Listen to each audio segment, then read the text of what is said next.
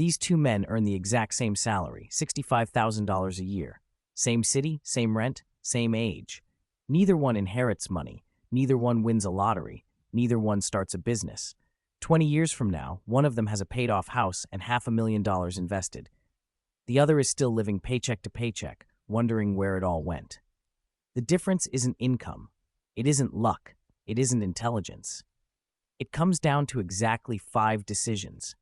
5 forks in the road where the wealthy quietly turn one way and almost everyone else turns the other. Not big dramatic moves. Small, repeated, boring choices most people never even notice they're making. I'm going to show you all 5. And here's the uncomfortable part. You've already made some of them this month. I'm Mr. Finance. I don't sell dreams. I put real numbers on the choices everyone talks about but nobody measures. If that's your kind of thing, subscribing takes 1 tap. Now, decision 1, and it happens the day money hits your account. The first decision happens the moment the paycheck arrives, and it's about a single question: who gets paid first? Max does what feels completely natural. His money comes in, he pays his rent, his bills, his groceries, he lives his life, and whatever's left over at the end of the month, he'll save. That's the plan. Save what's left. And Max means it. He's not lazy or foolish. This is what most people are taught by default. The problem is that what's left is almost always nothing. Because spending expands to fill whatever's in the account. There's always one more thing. So month after month, Max saves 0, not because he decided to, but because he never decided not to. Robin makes the opposite decision, and it's almost mechanical. The day his paycheck lands, a set amount, say $500, is automatically pulled out and invested before he can touch it. He pays himself first. Then he lives on what's left. Same $65,000 salary, but Robin has flipped the order. Here's why this one decision is so powerful.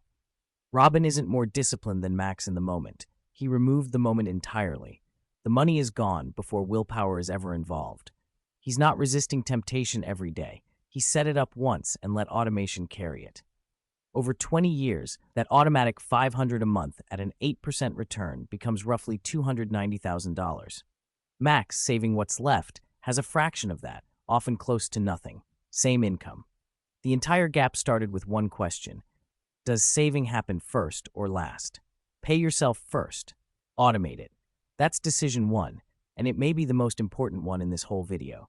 The second decision shows up every time income goes up. A raise, a promotion, a better job. And it quietly decides whether you'll ever get ahead.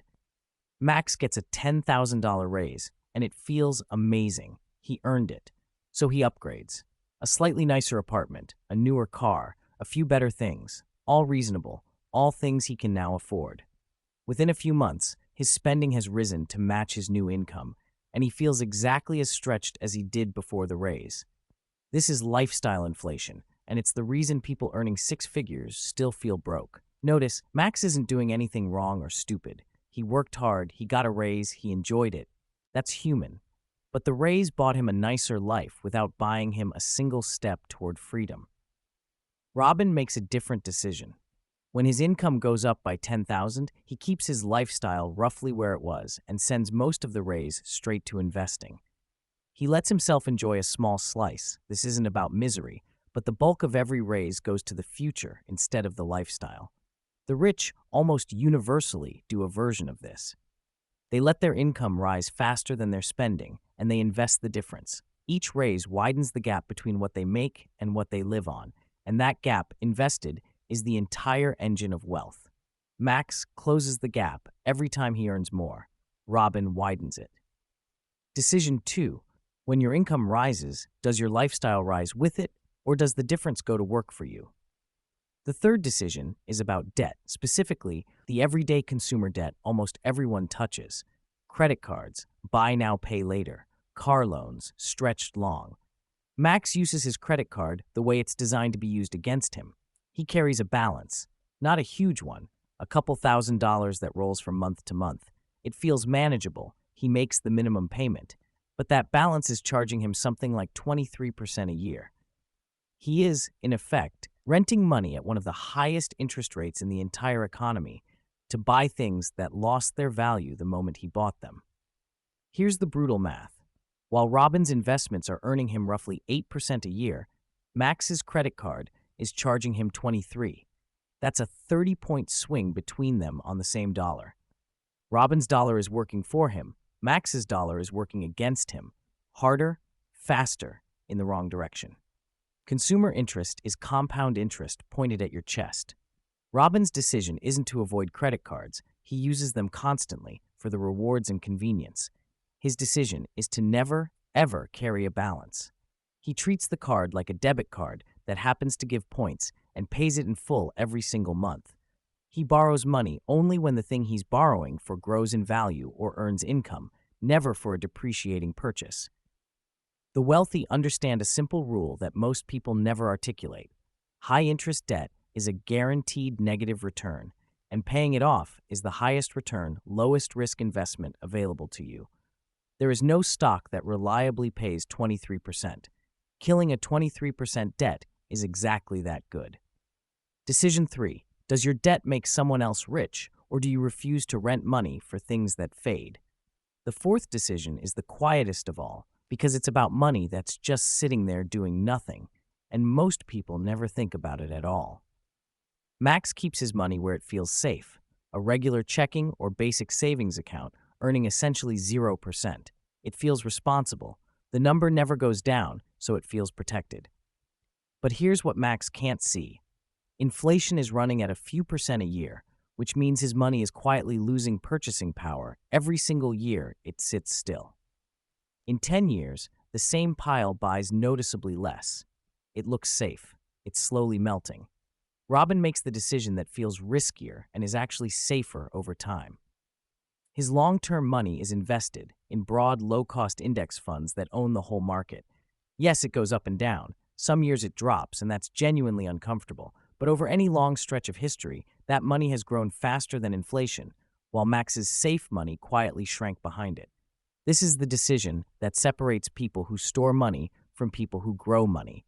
Max is storing. Robin is growing. And here's the honesty anchor. Robin keeps an emergency fund in cash too, because money he might need within a year has no business in the market. The difference isn't recklessness. It's knowing which money is for safety and which money is for growth, and refusing to let his growth money rot in a 0% account out of fear. Over 20 years, the gap between money that grows and money that sleeps is enormous, often the difference between a comfortable retirement and coming up short. Decision 4. Is your idle money growing, or is it quietly melting while it feels safe? The fifth decision is the deepest one, because it's not about a specific move. It's about what these two men believe money is for. To Max, money is for buying things and experiences that make life good right now. And he's not wrong to want that. A life of pure deprivation isn't a life. Max spends on the present because the present is real and the future is far away and uncertain. To Robin, money is primarily for buying something you can't hold. Options. The ability to say no. The ability to walk away from a bad boss, weather a job loss without panic, take a risk, help his family, or simply stop working one day. Every dollar he invests isn't a dollar he's denying himself. It's a dollar buying a future choice. This single belief quietly drives all 4 previous decisions. Because Robin sees money as freedom, paying himself first feels good, not painful. Investing a raise feels like buying more freedom, not losing fun. Avoiding high-interest debt is obvious, because debt is the opposite of freedom, and letting money grow is the whole point. The wealthy tend to think in this frame almost without noticing. They're not more disciplined by nature. They've just wired money to mean choices, so the hard decisions stop feeling like sacrifices. That's the real separation, not willpower. A different definition of what a dollar is. And here's the fair part, the honesty anchor for this whole video. Max can change his mind about what money is for at any age. None of these 5 decisions require a high income, a finance degree, or a time machine. They require deciding once that some of today's dollars are going to buy tomorrow's freedom, and then automating that decision so willpower never has to win again. Look at the 5 side by side. 1. Pay yourself first, automatically, or save whatever's left, which is nothing. 2. Invest your raises or inflate your lifestyle to match them. 3. Refuse to carry high-interest debt or rent money at 23%. 4. Grow your idle money or let it melt at 0%. 5. Treat money as freedom or treat it only as things. Same salary, $65,000, both of them. Every dollar of the $500,000 gap between these two men came from those 5 forks in the road, not from income, not from luck, not from a secret only rich people know. Just 5 decisions made over and over, quietly, for years. 5 decisions. Who gets paid first? What a raise is for, whether you rent money, where your idle cash sleeps, and what you believe money is even for. That's the whole separation between the man with the paid-off house and the man still wondering where it went. And notice what none of these required: a big salary, a windfall, or a business. Max and Robin earned the same money the entire time. The difference was never how much came in, it was what each of them decided to do with it, repeated quietly for 20 years. The good news is that a fork in the road is only a problem if you're standing still at it. Every one of these 5 is available to you on your very next paycheck. You don't have to fix all 5 today. Pick one, automate it, then come back for the next. I'm Mr. Finance. Subscribe if you want more of this. Real numbers, real trade-offs, no hype. And tell me in the comments, of these 5 decisions, which one is the one you've been turning the wrong way, and which one are you fixing first? Be honest, I rate every single one.